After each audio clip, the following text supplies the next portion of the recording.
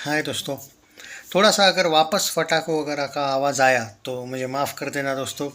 Actually yes, Diwali हुई है। Obviously Tripurari Purnima तक रहती है दिवाली, तो फटाके वटाके का आवाज़ होते रहता है। अभी भाई हम सेलिब्रेट करके आए थोड़ा सा वापस एक बार, क्योंकि और 10-15 दिन तो भाई मज़ा ही करना होता है। एनीवे, तो चलो अब बात करते हैं दृश्यम 3। सो बाय द वे, थोड़ा डिस्टर्बेंस हुआ तो मुझे माफ़ कर देना वीडियो को लेके। क्या पता भाई, मैं भी कभी कभी वो जो अपना बॉम्ब रहता है ना, वो लगाने में मज़ा आता है, लेकिन जब हम ही लगाते हैं ना तो हम भी थोड़ा सा कान वान एकदम ये हो जाते हैं। तो लगाने को कुछ नहीं लगता है, उल्टा मैं लगा के बाद में वापस कान बंद कर देता हूँ, पर कोई दूसरा फोड़ता है तो भाई एकदम इरिटेशन हो जाता है। एनीवे, दृश्यम 3 की बात करते हैं।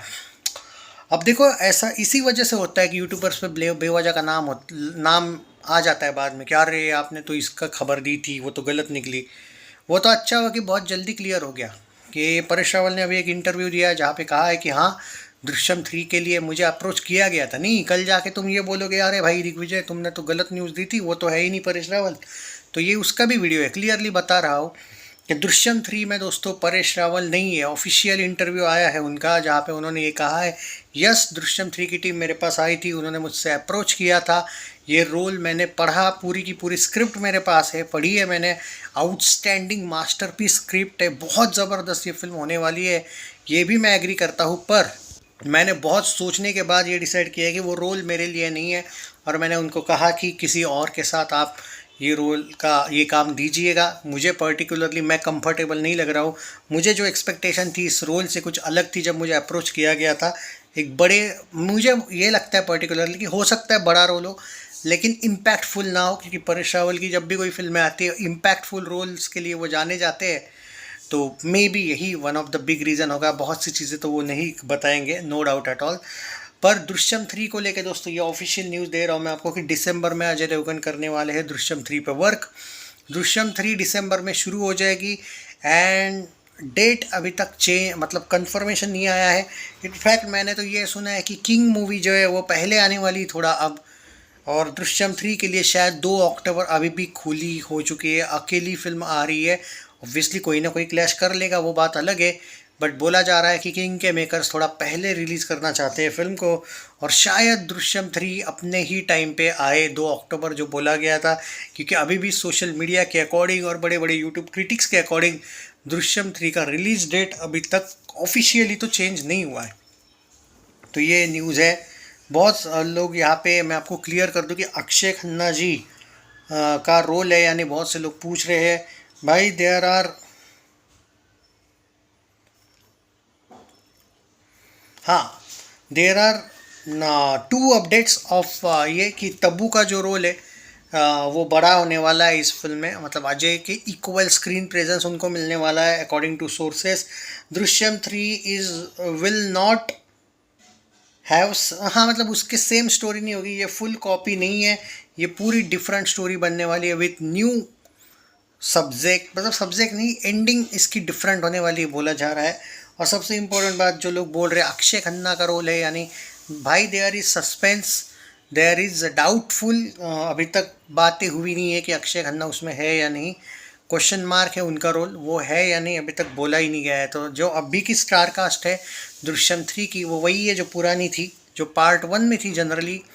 वो आप वो 4 लोगों की वो फैमिली, तब्बू की फैमिली, वो हस्बैंड और वाइफ, यानी कि ये लोग 4, ऊपर से वो गाय तोंडे वाय तोंडे, वो जो पुराने थोड़े से पुलिस ऑफिसर है। लेकिन अक्षय खन्ना को लेके अभी तक अपडेट ऑफिशियली नहीं आई है भी या रोल, या उनका रोल वहीं पे बाय बाय कर दिया गया, ये कंफर्म नहीं है। शुक्ला इसमें है, जिनका शायद वापस जिक्र होने वाला है अगले पार्ट में। सौरभ शुक्ला के कैरेक्टर की बात कर रहा हूँ। सो ये है update. No Paresh Rawal yet, confirm ये न्यूज़ है। जब आपके एक्टर ने खुद ही बोल दिया कि यार मैं नहीं हूँ तो नहीं है, बात ख़त्म। ये है दृश्यम 3 की ऑफिशियल न्यूज़। और दे दे प्यार दे 2 का मैंने सुबह ही आपको एक कंफर्म, जो आप लोगों को थोड़ा डाउट था वो भी न्यूज़ कंफर्म कर दिया। वो भी एक बार, अगर दे दे प्यार दे 2 का वीडियो नहीं देखा होगा अजय फैंस, तो जाके देखिए, ऑफिशियल है वो न्यूज़ जो दी है मैंने, वो शायद आपको हेल्प हो जाए उस फिल्म को लेके। और भाई बहुत से लोग मुझसे ये जो पूछ रहे हैं पर्टिकुलरली बार बार, भाई सन ऑफ सरदार 2 के साथ ये हुआ वो हुआ, क्या दे दे प्यार दे 2 भी तो एक फ्रेंचाइजी फिल्म है, ऐसा नहीं होगा, इसकी क्या गारंटी है।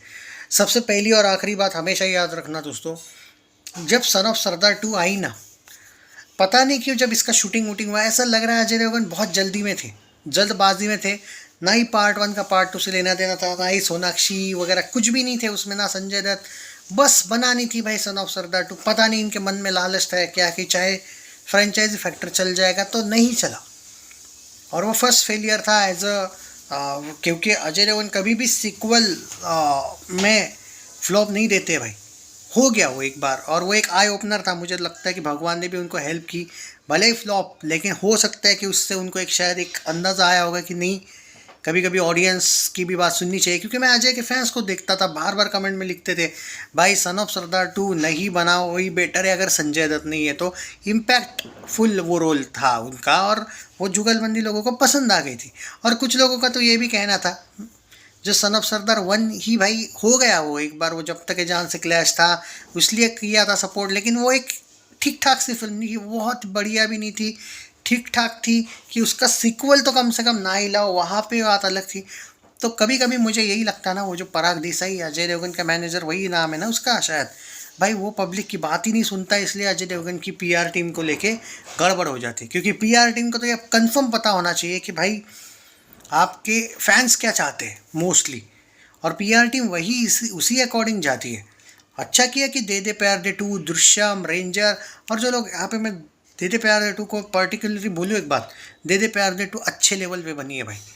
सन ऑफ सरदार 2 से कंपेयर मत करो उसका, मानता हूँ वो भी फ्रेंचाइजी फैक्टर है, पर मालूम है क्या, एक तो उसका रिलीज डेट बेस्ट है, टी सीरीज प्रमोशन करने में माहिर है, रेड 2 के वक्त आप देख लो अच्छा कलेक्शन आया था, तो भाई वो एक इसका फैक्टर है। और तीसरी बात, सन ऑफ सरदार 1 का 2 से कोई संबंध नहीं था, 1 और 2 आपस में अलग थे।